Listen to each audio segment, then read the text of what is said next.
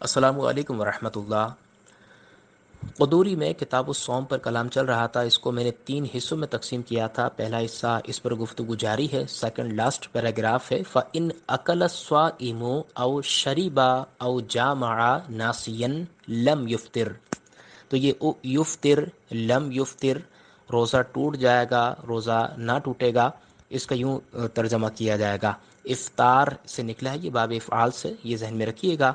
تو فرماتے ہیں کہ پس اگر کھا لیا روزے دار نے یا پی لیا یا صحبت کر لی بھول کر تو اس کا روزہ نہیں ٹوٹے گا۔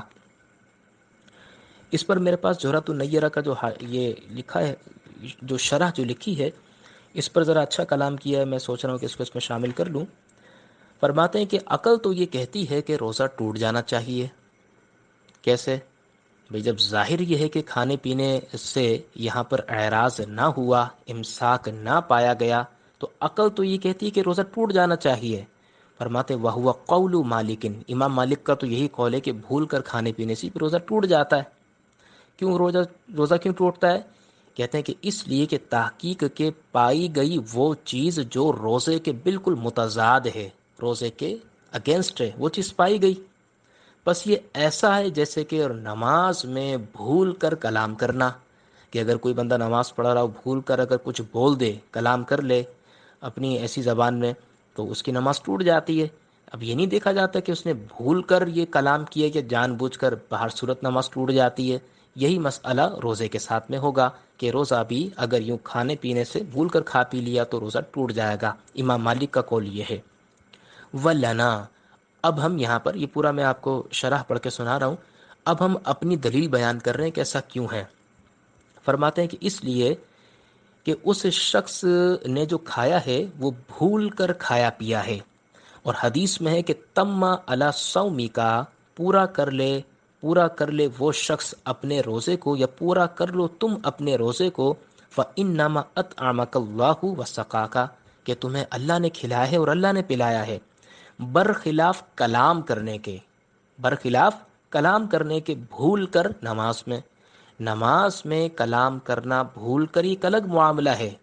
کیونکہ ایک انسان جب نماز پڑھ رہا ہوتا ہے اس کو ذہن میں ہوتا ہے کہ وہ نماز پڑھ رہا ہے، وہ اچانک کوئی سی حرکت نہیں کرتا کہ اس کو یہی نہ پتا ہو کہ وہ نماز میں یا کہاں ہے۔ لیکن روزہ اکثر ذہن سے نکل جاتا ہے، بعد میں یاد آتا ہے او یار یہ روزہ رکھا تھا آج تو یہ مسئلہ ہے۔ تو روزے کا مسئلہ نماز پر یوں قیاس نہ کیا جائے۔ وہ کہتے ہیں کہ روزے کی حالت انسان کو مذکور ہوتی ہے، وہ یاد رکھی جاتی ہے، پتہ ہوتا ہے کہ روزہ یہ نماز کی حالت ہے، نماز کی حیت ایسی ہوتی ہے، بس اعتبار کیا جائے گا روزے میں نسیان کا، نماز میں نسیان کا اعتبار نہیں ہوگا۔ اور جبکہ حدیث بھی آ گئی روزے سے متعلق، لہٰذا اب یہ ہمارا احناف کا موقف یہی ہے کہ اس طرح سے روزہ نہیں ٹوٹتا۔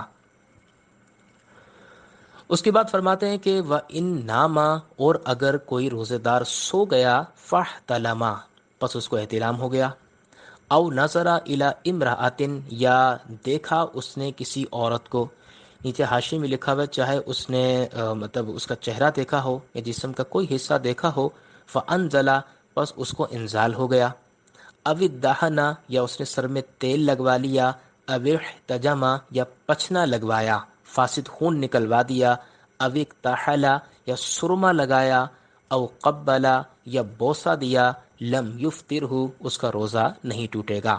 فرمایا کہ فَإِنْ أَنزَلَ، پس اگر انزال ہو گیا، بِقُبْلَةٍ، بوسہ لینے کی وجہ سے، ایک تو سمپل بوسہ ہوتا ہے، یہاں پر نیچے ایک اور مطلب قسم لکھی ہے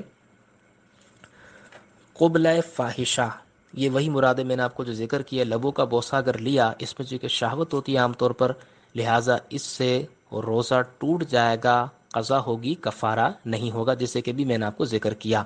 تو کہتے ہیں کہ پس اگر انزال ہو گیا اس بوسہ لینے کے سبب یا چھونے کی وجہ سے، تو اس پر قضا ہوگی، ولا کفارۃ علیہ، نہ کہ اس پر کفارہ لازم ہوگا۔ اب اس کی پوری تفصیل جب میں نے آپ کو رمضان کورس کروایا تھا، اس میں روزے کے مسائل آئے تھے، آپ کو پوری تفصیل بیان کی تھی کہ جب کوئی جرم کامل ہوتا ہے تب شریعت اس پر قضا اور کفارہ لازم کرتی ہے، ورنہ صرف فقط توبہ اور قضا سے کام چل جاتا ہے، کفارے کی ادائیگی نہیں ہوتی۔ مثال کے طور پر کوئی بندہ اگر جان بوجھ کر صحبت اگر کر لیتا تو یہ بڑا جرم ہے، اور بوسہ لینا، کسی کو چھو لینا، اس کی وجہ سے اگر شہوت اگر ہو جائے تو یہ چلیں ٹھیک ہے، یہ جرم تو اگرچہ یہ بھی ہے کہ حالت روزہ میں یہ بھی کیوں کیا گیا، لیکن چونکہ یہ اتنا بڑا جرم نہیں ہے لہٰذا فقط قضا سے کام چل جائے گا، کفارہ ادا کرنا لازم نہ ہوگا۔